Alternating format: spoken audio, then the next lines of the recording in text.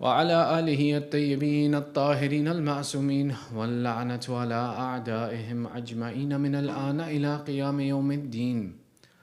أما بعد، فقد قال الله تعالى في محكم كتابه الحكيم: بسم الله الرحمن الرحيم.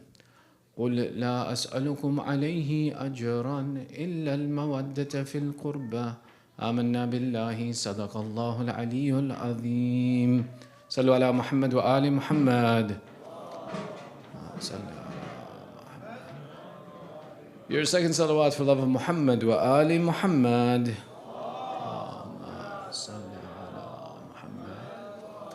And your loudest salawat for the pleasure of Sahib al-Asr wa zaman. Allahumma salli ala Muhammad wa Ali Muhammad. Kullu amin wa antum bakhair. Asadullah yamana wa yamakum.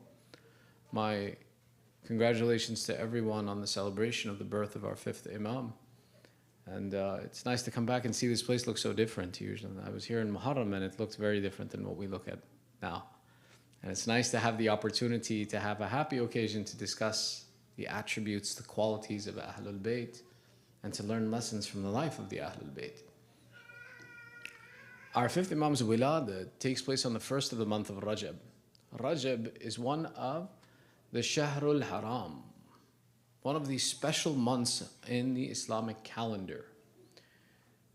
What we mean by Shahrul Haram is that there are 4 months in the calendar where fighting would be forbidden, causing trouble, and starting campaigns would be forbidden. Shawwal, Dhul Qa'dah, Dhul Hijjah, and the month of Rajab. And this is one of those months that fighting would be forbidden as well too. It's a special month that even before the advent of Islam, that the Arab would treat as special, and its sanctity only increased with the advent of Islam. Rajab is a very special month. It has special du'as that are associated with it that we remember and we recite very often. Ya man arjuhu li kulli khair wa amanu sakhata inda kulli shar. It's a du'a that we recite after every salat. There are other important events in this month, including the wiladat of the other A'imma alayhimus salam. One of the important events in the month of Rajab is the annunciation, the ba'tha of the message of the Holy Prophet that was sent out to the world happened in this month. Our Prophet would describe that Rajab is the month of Allah, Shawwal is my month, and Ramadan is the month of the Muslimin. So this month, as we, inshallah, this week embark on the wiladat of our fifth Imam, and we start this month with the blessing of our fifth Imam, this is a really special month that starts a very special and high spiritual season for us. From amongst the mustahabbat of this month that are incredibly recommended and very important that we take advantage of when we have the opportunity is to fast in the month of Rajab. And one fast in this month is the equivalent of fasting at another point in time. Now let me be very clear. When we see hadith like this, that one day fasting this month is equal to fasting 30 days at another time, you can't go, I have 30 days qada, let me fast one in Rajab, and there you go. No, it doesn't work that way. What it means is that the thawab that Allah intends for a person would be the equivalent of the thawab that you would fast another month to earn, Allah would give you for one day in this month. Khususan, in this month, the 13th, 14th, and 15th are known as Ayyam al-Bayd, the days of whiteness, and these are special days. If nothing else, that in this month, treat these 3 days of the month as special. And there are a'mal Dawood that are recommended in these days for the fulfillment of your hajat. If there's someone who wants to get married, someone who has a difficulty, someone who needs a business, someone who simply wants to thank Allah for the blessings we have in our life. This is a unique ibadah that we have the opportunity to take advantage of in the month of Rajab and to pay attention to. The significance of mentioning this is that sometimes we don't have the opportunity to prepare for something that Allah has made special.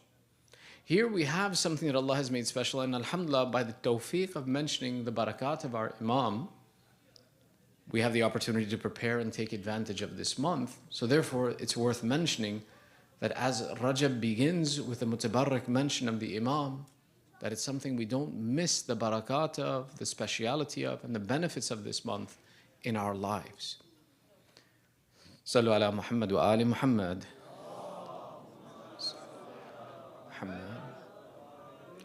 Talking about our fifth Imam. Our fifth Imam's life is a life that consisted of 57 years, and he's born in the 57th year after Hijrah. Something unique if you want to talk about facts.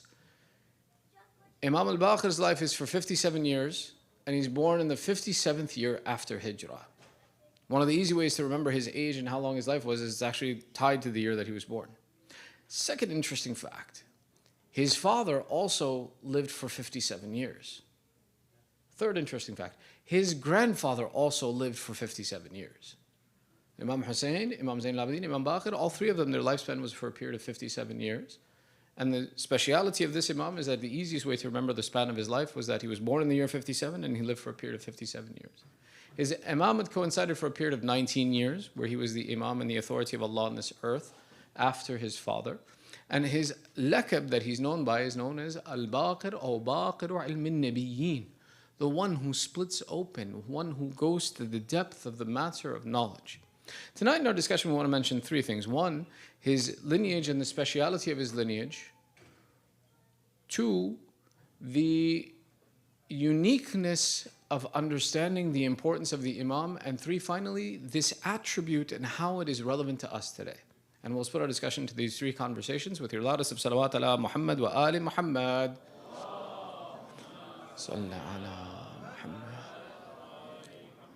Amongst all of the A'immah alayhimus salam, Imam al-Baqir has something unique about his lineage that no other Imam after him possesses. And that attribute refers to the aspect of him being the only one who is Alawi from both sides and Fatimi from both sides. Let me explain what that means.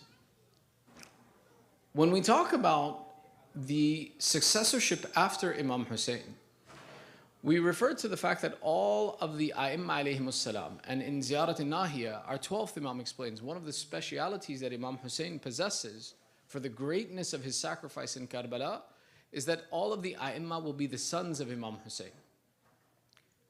And every Imam after Imam Hussein, you take a look and you see the lineage of A'imma alayhimus salam never goes to Imam Hassan after this, it stays in the sons of Imam Hussein, one after another, jilan ba'da jil. That everyone, generation after generation, is from the sons of Imam Hussein.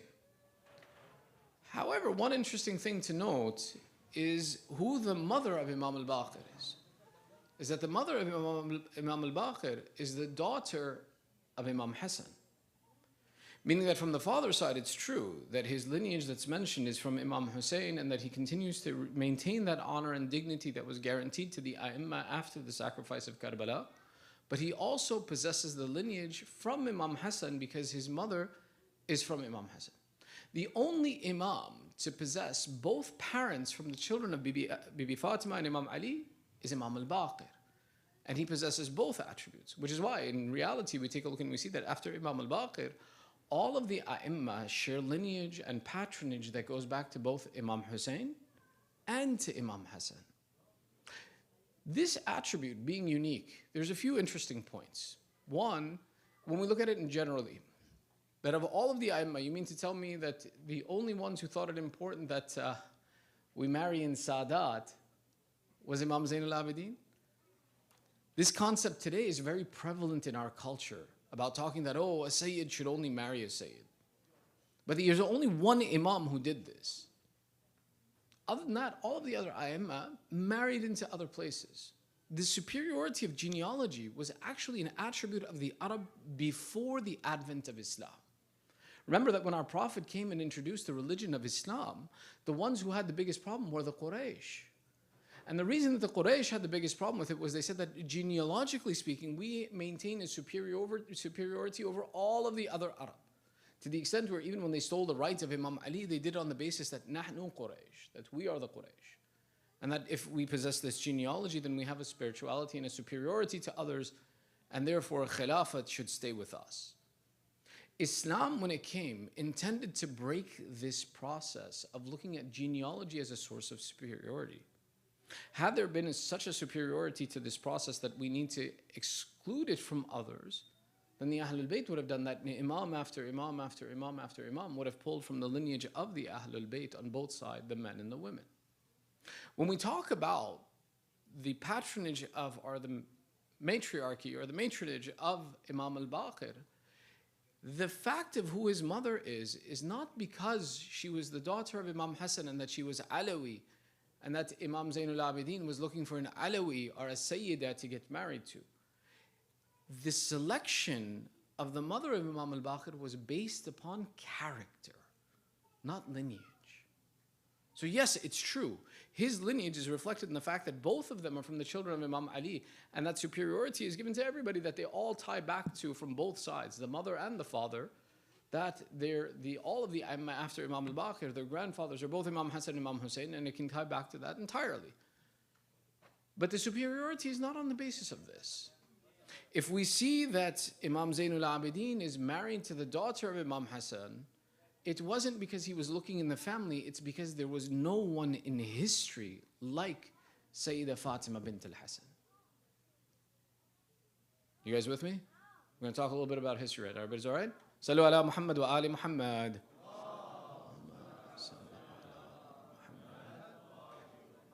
It's a very nice thing to talk about and say that yes, they were both Sadat. The daughter of Imam Hassan married the daughter of Imam Hussein, the son of Imam Hussein. But that's not what they were looking at when they were looking for a spouse for Imam Zainul Abidin. They were looking at character. They were looking at ibadat. They were looking at nobility of behavior.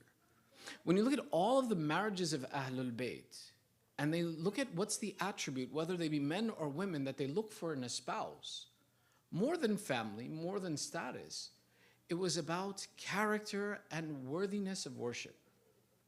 When our Prophet made the statement, "Lawla Ali ma kana lil Fatima quf," that had it not been for Ali, there was no one who was the quf or the equivalent of my Fatima.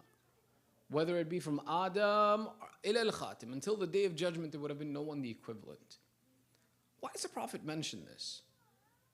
His mentioning this is an educational tool to teach us how should you look for a spouse. What should you look for in a spouse? Not the color of their skin, not their height, not their wealth, but look at their spirituality. Look at what they are as a partner to you in fulfilling your purpose. When we have the hadith of our Prophet where he explains to us and he says, one who wants to meet Allah without blame and without sin and without difficulty on the day of judgment, let him meet Allah as a married person.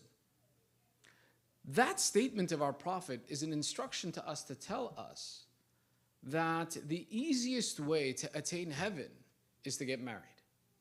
And that marriage is something that facilitates a person's ability to get into heaven. This concept explains to us that when we look for a partner in marriage, we want to find someone whose spirituality will assist us in fulfilling our goal of getting into heaven. We look at their character and their ibadat and their mannerism. Whether we look at it looking for a wife or looking for a husband. But the most important attribute that you need to find out is this going to be a good partner for me in spirituality? Today what happens many times, we look at, instead of spirituality, we look at culture, we look at lineage, we look at what kind of money do they make, we look at all these other materialistic attributes that don't really benefit us. None of that materialism is going to help me on the day of judgment. Allah is not going to ask me, so how tall was your husband? Or how many followers on Instagram did your wife have? This is not relevant. This doesn't help me in that process. And this is why even the conversation between Imam Ali and Bibi Fatima, when Rasulullah asks Amir al-Mu'mineen, how did you find Fatima as a wife? Imam Ali's reply was, I found no one better to worship Allah with than Fatima. Understanding this is the fundamental attribute, and this is something we should all take a look at. And same thing, you want your children to pick a spouse on the basis of piety, you have to talk to them. You have to ask your children before the day that they're ready to get married, before you come to them with an option and say, okay, I want you to marry this one, and say, okay, what do you think? The conversation starts much earlier in preparing them. Now, what kind of a person do you want to spend your life with? What are the important attributes and characteristics you want in your spouse? What are the things you want to do with your spouse? Starting these questions early become really important because before society influences our next generation, we influence our generation. The example of the Ahlul Bayt influences our next generation. And that's going to happen when we start asking them at young ages, when they like being in the masjid. And their thought is, I want someone who goes to the masjid with me. I want someone who fasts with me. I want someone who recites marsiya or recites majlis with me. I want someone who goes to ziyarat with me. But that starts early before society puts ideas into their mind about that a spouse should be someone who is rich, who is wealthy, who is beautiful, who is this, who is that. We have to put those ideas in. Which is why when we take a look at it and we say that the idea that the patronage, the parents of Imam Al-Baqir were not picked on the basis of their family. They were picked on the basis of their spirituality and of their character and their piety. You'll find that the attributes of Sayyidah Fatima bint al-Hasan are unparalleled. And the one who explains them to us is not her son, is her grandson, our sixth Imam, Ja'far ibn Muhammad al-Sadiq alayhi salam. Salawat for the mention of his name, please.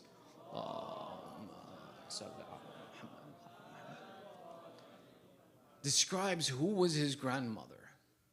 And he says, from all of the children of Imam Hassan is supposedly reported as having 15 children between sons and daughters. He says, there was no one more superior in piety than my grandmother from all of the children of Imam Hassan, than my grandmother Fatima bint al-Hasan. The most pious of all of their children. Imam Sadiq explains, Kana laqabuha as-Siddiqa, that her title was Siddiqa. I'm going to take an aside for a second here. When we use this title, Siddiqa, Siddiqa literally translates to one who is truthful.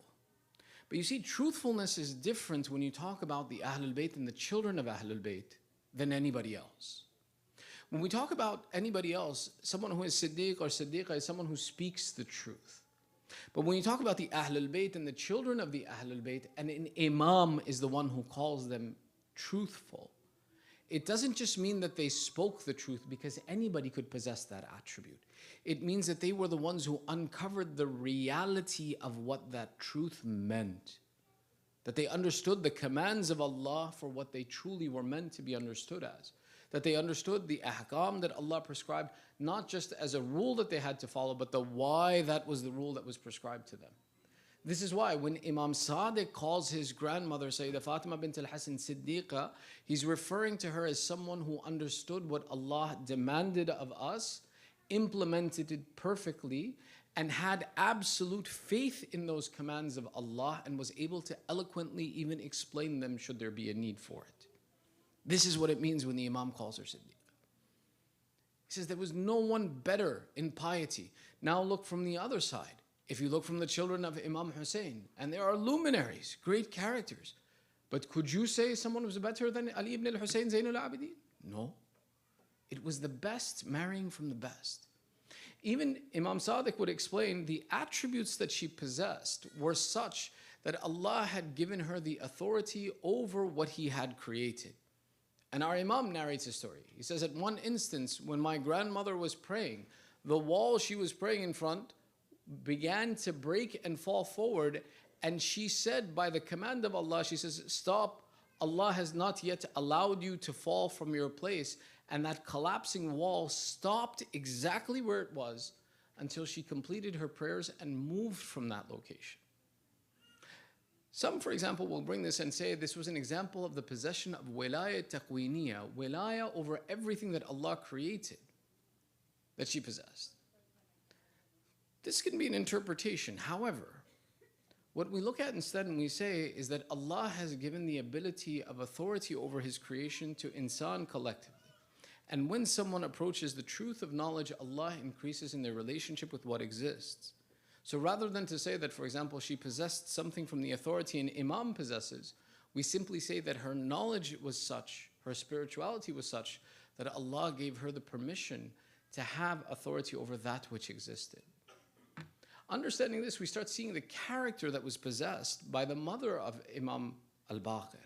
And to understand what's the attribute we look for and what do we train into our families and our children are the attributes we want to look for in our spouse. Worry less about the name. Worry less about the lineage.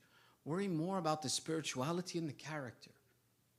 And today, if I'm already married, which I am, thank you, the idea is that how do I change my spirituality to better suit my spouse and raise my spouse? The reaction sometimes to one of these conversations is we go home and say, see, I made a bad choice. It's usually the women who say it, right? I made a bad choice. I needed someone with more spirituality. No. These instructions and lessons from the Ahlul Bayt are never about how we push onto other people or treat other people. They're always about how we have inflection and look within ourselves and introspection and look at how do I change myself? If the best spouse is the one who has the best spirituality, am I the best spouse? Am I improving my spirituality? Am I assisting my spouse in getting into heaven? Instead of turning, and what do? We look at our spouse and say, you don't help me. Or you don't, I'll point on this side, I'm not pointing on this side. You don't help me. You don't do the good things you're supposed to. That's not what we want to do with the message of what the Ahlul Bayt teach us when we look at their seerah to understand. When we look at their seerah to understand, we want to figure out how do we individually apply these lessons. And that's why the lesson of the patronage of the Imam is significant. It is relevant, but not in the light of pointing out that, oh, see, a Sayyid should marry a Sayyidah. No, that a pious person should marry the best in piety who is their equivalent to support them in the ibadat of Allah and the worship of Allah. The second of our points tonight, Sallu ala Muhammad wa ali Muhammad.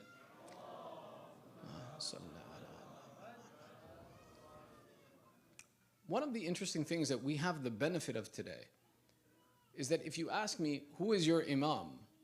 I can list 12 Imams to you directly and exactly. And I don't doubt who is my Imam. But people who lived in that time always had the question of who is the next Imam, which is why we see throughout the history of Islam and throughout the history of Madhab Ja'fari, there have been factions and splinters and break-offs that have happened throughout time. Because either due to the impact of the Hukuma and the government of the time that prevented the Imam from being exposed, because of the ulterior interest that people possessed, because of the confusion of the time and the difficulties of the time, sometimes it would be hard to identify who is the Imam of the time. You see, Ahl al-Kisa were very specific. And there were people who, if you love the Prophet, you knew who Ahl al-Kisa were. After the end of Ahl al-Kisa, the question becomes, where does Imamat go after this? Until the example of Imam Hussein, you had people who lived with Rasulullah and Rasulullah treated them differently and uniquely to teach us who is the Imam. Which is why, till the dawrah of Imam Hussein, those who loved Ahlul Bayt and understood the role of Ahlul Bayt, who wanted to fulfill their vow that Allah asked them to take, that we mentioned at the beginning of our discussion with, say, I don't want from you any reward, إِلَّا الْمَوَدَّةَ فِي الْقُرْبَى, except for love of my near ones. Those who wanted to fulfill that oath through Ahl al-Kisa, through Imam Hussein, they knew exactly what to do. They followed the example of Ahl al-Kisa, and one after another, they knew who the authority of Allah on this earth was. But now if I had the example that I want to love those who are the near ones of the Holy Prophet, who are they? And it was something very difficult to determine at that time, throughout history. One of the times that we saw this was an inflection point was even the imamat of Imam Zainul Abidin. One of the things that we talk about is that after the shahadat of the Holy Prophet, after the shahadat of Imam Hussein, that Sayyidah Zainab was given the authority to be able to speak on his behalf and to be the representative of Islam and to answer the questions and to guide people. And this was not unique. For example, we saw Sayyidah Masuma, the daughter of our seventh Imam, also answer the questions and guide people as in authority and as a child of the Imam. We saw, for example, Bibi Narjis and Sayyidah Hakima, after the shahadat of our 11th Imam, take on the mantle and the responsibility of guiding the people and teaching them about both the presence of the 12th Imam and the teachings of all of the 11 Imam before them. So women have had this role after Sayyidah Zainab. Sayyidah Zainab's appointment was significant for two reasons. One is we talk about the logistics of what happens after the event of Karbala and the danger to the life of Imam Zainul Abidin. That if Imam Zainul Abidin had spoken in the court of Yazid openly, had spoken in front of Ubaidullah ibn Ziyad openly, his life was in danger already without him speaking. And Sayyidah Zainab was the one who would step forward to protect him. And that her being present and her offering to sacrifice her life for the sake of Imam Zainul Abidin preserved the institution of imamat through those difficult days in the courts of the Zalim.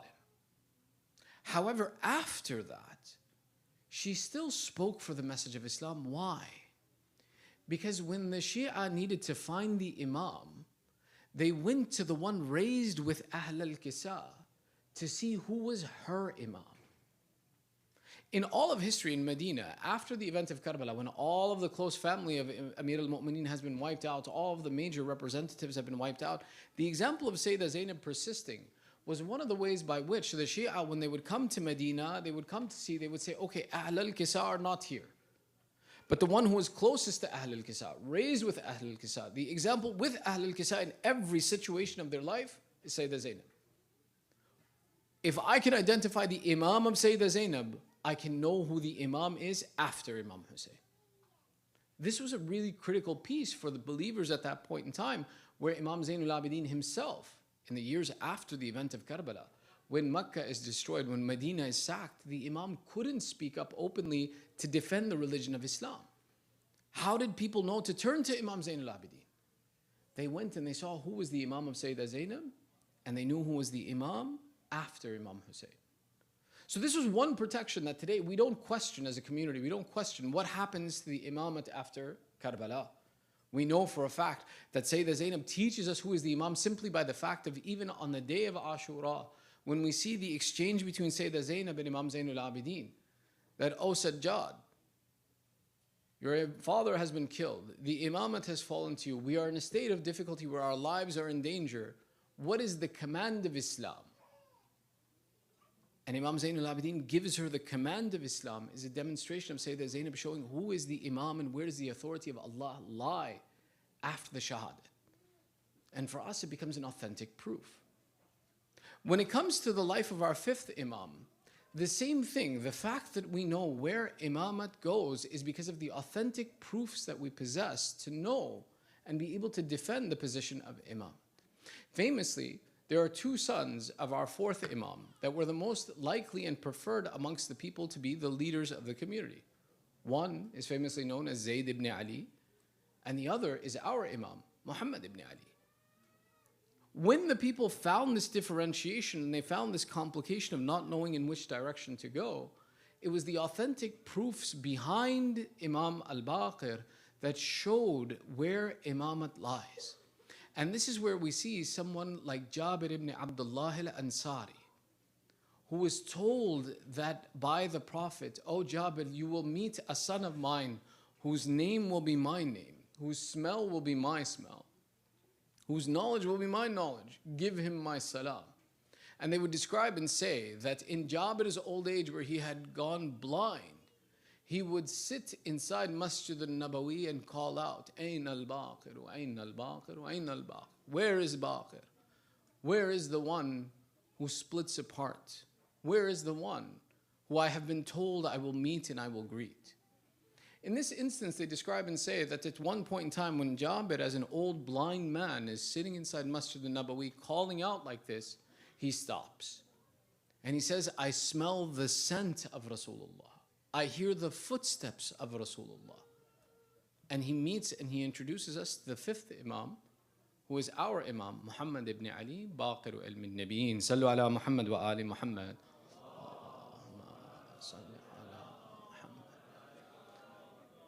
Today that we don't have confusion about the role of who was the Imam after Imam Zainul Abidin. Today, if we take for granted the fact that if someone asks us there are 12 Imams and we can answer them verbatim who each of these personalities are, one of the proofs that we possess if someone should question us, why did you pick this one as an Imam?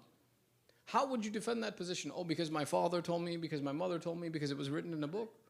No, you can simply go back and say one of the most authentic companions of Rasulullah announced to us and told us that this will be the guide and the authority of Allah on this earth, and that I would meet this person on this earth. And it would be an instruction that goes back and says that I didn't pick this Imam. Rather, the indication of where Imamat goes after Imam Zainul Abidin, Rasulullah established in his lifetime and prepared for society and humanity.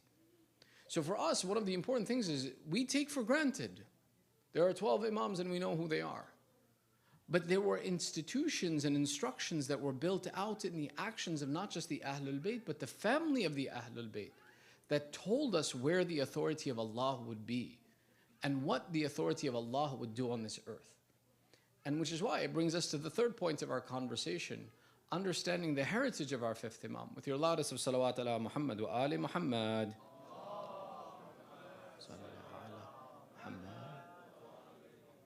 It's not too much longer, I promise. Bear with me though. The title of this Imam is the one who splits apart knowledge. One of the interesting things about what is an imam, today we look at an imam and we see a personality. And people who look back at history and design biographies look at the events in the life of a person and they design a biography on its basis. I'll give you an example. They look at the difference between Imam Hassan and Imam Hussein. Imam Hassan, in his time, because of the circumstance, signed a peace treaty and abdicated the Khilafat. Imam Hussein, in his time, didn't do that. He didn't abdicate the Khilafat, he didn't sign a treaty, he didn't make any agreement. Rather, he stood up and he fought against the Jair, fought against the sinner, the evil one, and stood firm in the defense of Islam. A biographer looks at these two events, and instead of looking at the complexity of the environment, he looks at it and he says this was the individual's decision. That this was the character of the person, that this was a character who preferred peace, this was the character of a person who preferred war. This is not the way the Ahlul Bayt operate. You see, today you and I as an individual, looking at the complexity and difficulty of a situation, I can put aside my personality and make the right decision. I can look at a difficult situation. For example, I'm a very angry person, mathalan. I get very angry very easily. Some guy comes up to my door, opens the door and points a gun at me.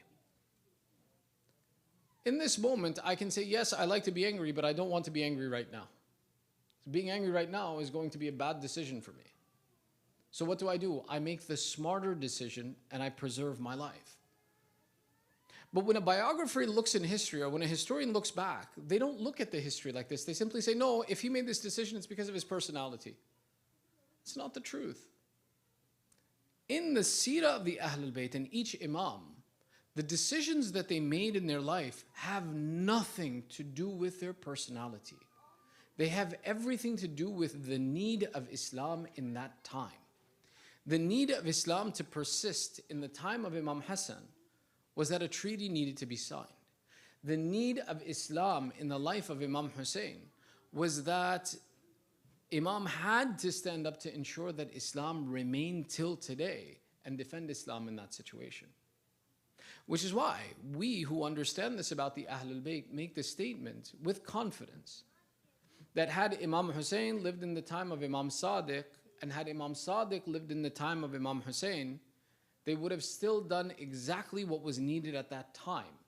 It's not that Imam Sadiq, na'uzubillah, in that time would have been teaching Quran instead of standing up against the enemy. He would have demonstrated his bravery. And Imam Hussein had been in the dawr in the time of Imam Sadiq, he would have been the teacher, not the one who is known for the Battle of Karbala. The actions of the Imam are based upon the need of the time. So when we look at our fifth Imam, and we see his title as the one who splits apart knowledge, the one who brings light to the inner meanings of knowledge, this was the need of the time that required this attribute to be present, and therefore the Imam manifested it, because he possessed every attribute that could have been necessary and whatever was needed at the time. Let's look at that time. The dawr of our fifth Imam, after the event of Karbala, is when all, if not majority, of all of the companions of our Prophet have passed away. And even the tabi'een, many of them have gone away. And that now is coming a time where people are trying to determine, what does Islam want from me?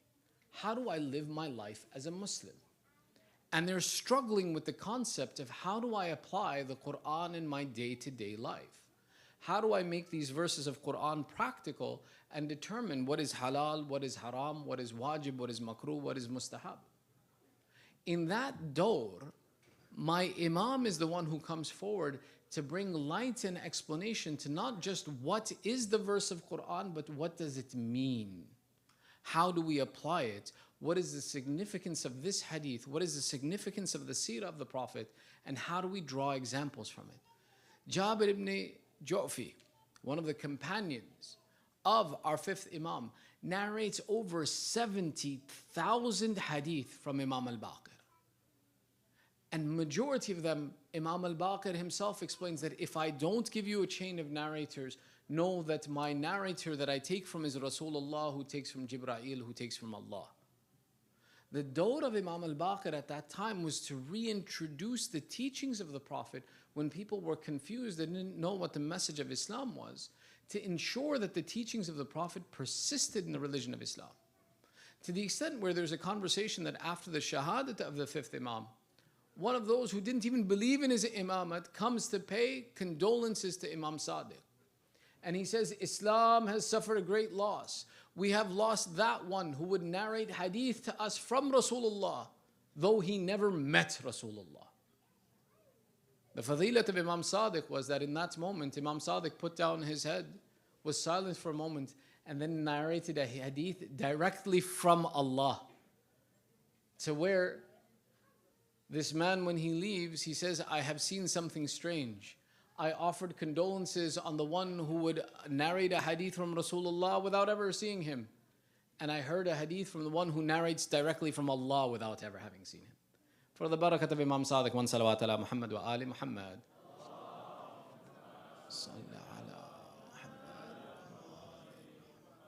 This example of Imam Al-Baqir and the knowing and the delving deep into the resources and the center of knowledge and bringing apart its meaning and to be able to reestablish the example of the Ahlul Bayt and the example of Rasulullah in society is very relevant to us today. Today, we are a community separated from our ancestry and our culture. That those who live in Muslim countries, for them, they live the habits of Islam everywhere. And there's no question about why. Why do we sit like this? Why do we stand over here? Why do we eat this? Why do we not do this? Because there's no question of what's unfamiliar being available. But as soon as we separated from that history and that ancestry and we came into this country, we were exposed to a culture that is completely unfamiliar. And we have to reestablish the boundaries and the limits of Islam everywhere. And this is where we can take the example from Imam Al-Baqir and study our sources so that we can answer these questions of why do we do what we do to ensure that Islam persists in our families and in our religion. Let me explain further. The education system in America is different than the education system that you would find in Eastern countries, Iraq, Afghanistan, Pakistan, India, Iran. The education system there is what we call memorization. You're given a textbook, you learn the textbook, and when they give you an exam, you're expected to repeat the exact phrases in the textbook, whether you understood them or not. If you can repeat the textbook, you can pass the exam. I know, I took these exams in Najaf, same concept. But American education is different. The education system here teaches us and tells us that understand the theory, understand the why, and you can apply it anywhere. So what happens? For 5 days a week, 40 hours a week, our children sit in classrooms where they have the freedom to ask why and are expected, rather than to memorize, to know the theory of why the rule works and when to apply the rule. This thought process of thinking, they bring back home with them. When they come home, if we turn to them and say, go pray, and the child asks me, why should I pray? I say, be adab. Akhlaq maku, adab maku. You don't have any respect. How dare you ask me this question? Go pray. The child learns to see Islam as being unintellectual, that there's no reason other than the fact that my parent commanded me. And they believe that Islam has no value to add to their life. Why? Because nobody else around them is praying, and they've been told, ask the why. If it makes sense, apply it. If it doesn't make sense, it's useless. There's nothing to it. At this phase of the world that we exist in, if we don't follow the teachings in the seerah of Imam Al-Baqir, look at his life and how he explained to the people the why and the how he's the one who showed the center of knowledge to those people so that they would go back to the true message of Islam, we'll lose our generations. They won't find value in this anymore. If we can't talk about why we hold the majlis, why the wiladat celebration is just as important as the shahada celebration. And it is. It's very important. When we talk about the verse of Quran, we begin with إِلَّا الْمَوَدَّةَ فِي الْقُرْبَى, a deep love. Remember something, the Arabic language is a very vast and meaningful language. There are many words for the word love. Hub, sadaqah, many other concepts that you could use to describe, I want you to be attached to this person. But the word that Allah chose in the Quran, mawadda, is a deep and crazy love. The way our ulama wanted to describe this, they said, how do I explain to you what is mawadda in difference to any other love? So they said it's the equivalent of the love a fish has for water. And I said, you didn't understand. You see, if I asked you how much does a fish love water, you would say, well, the fish loves water so much that if you take the fish out of water, the fish dies. The love the fish has for water is even greater than that. Why? You took that fish out of water, it died. Okay. You cooked that fish. You ate that fish. And then you became thirsty after eating the fish. The love the fish has for water is so much that it transferred its essence and love for water to you by you consuming the fish. That's the love that Allah wants us to have for Ahlul Bayt. And which is why, if we love someone like that, this is why the descriptions, Shi'atuna yahzanuna bihuznina wa yafrahuna bifarhina. That someone who really loves Ahlul Bayt like that is one who, yes, when the Ahlul Bayt are sad, they're sad. They'll come, they'll show their sorrow. But also when we are happy, they will be happy with us and share in our happiness and be present in our happiness. When we can articulate why these gatherings are important with reasoning like this to our children, we tie reason to action. We tie depth of meaning to the knowledge of knowing who is an Imam and what is his role in our life. And we create an appreciation in the child that I need to know about this Imam because what he did not only preserved the message of Islam, but taught me how I should live my life. And this is why the message of this fifth Imam is so critical, and in especially a month like Rajab and the coming month of Sha'ban, where the wiladat are coming up, it shouldn't be something we think is optional. Same way we think the majalis of Muharram are mandatory, we have to be present. So should our opinion be of the wiladat of Ahlul Bayt as well, and to be present in these mahfil and be present in these gatherings and to share in their happiness is just as important, to show that, oh Allah, if you commanded us to appreciate this message of Islam by loving the Ahlul Bayt, I was present in every moment with them. By the barakat of this day, by the barakat of all those who are present, نَدْعُوكَ بِاسْمِكَ الْعَظِيمِ الْأَعْظَمِ الْأَعَزِّ الْأَجَلِّ الْأَكْرَمِ. We raise our hands by the barakat of our fifth Imam from amongst the Ma'asumeen, and we call out, Ya Allahu, Ya Allahu, Ya Allahu, Ya Allahu, Ya Allah, Ya Allahu, Ya Allahu, Ya Allahu, Ya Allahu, Ya Allah, Ya Mahmud bihaqqi Muhammad, Ya A'la bihaqqi Ali, يا فاطر السماوات بحق فاطمة يا محسن بحق الحسن يا قديم الأحسان بحق الحسين. Oh Allah, accept this small ibadat from us. Ya Allah, give the thawab of this majlis to our marhumin, the marhumin of all those who are present and all those who are in need of dua. Ya Allah, by the barakat of the Ahlul Bayt, forgive our sins and cover our flaws. Oh Allah, give us tawfiq to stay attached to the Holy Quran and the teachings of Ahlul Bayt. Ya Allah, keep our children on the upright lineage and the teachings of Islam. Ya Allah, we have gathered here with hajat by the right of the mention of our fifth Imam, by the right of the mention of the Quran and Ahlul Bayt, fulfill our hajat. Ya Allah, those amongst our families, our communities, the mu'mineen who are suffering through sickness and disease, give shafa'at to the mu'mineen wherever they are. Oh Allah, those mu'mineen, Muslimeen who are suffering through strife and insecurity and difficulty, give aman and security and peace to the mu'mineen wherever they are. Oh Allah, hasten the reappearance of Sahib al-Zaman. Make us and our families from the upright supporters of Sahib al-Zaman, and entitle us to the ziyarat of Imam Hussein in this world and the shafa'ah of Imam Hussein in the hereafter.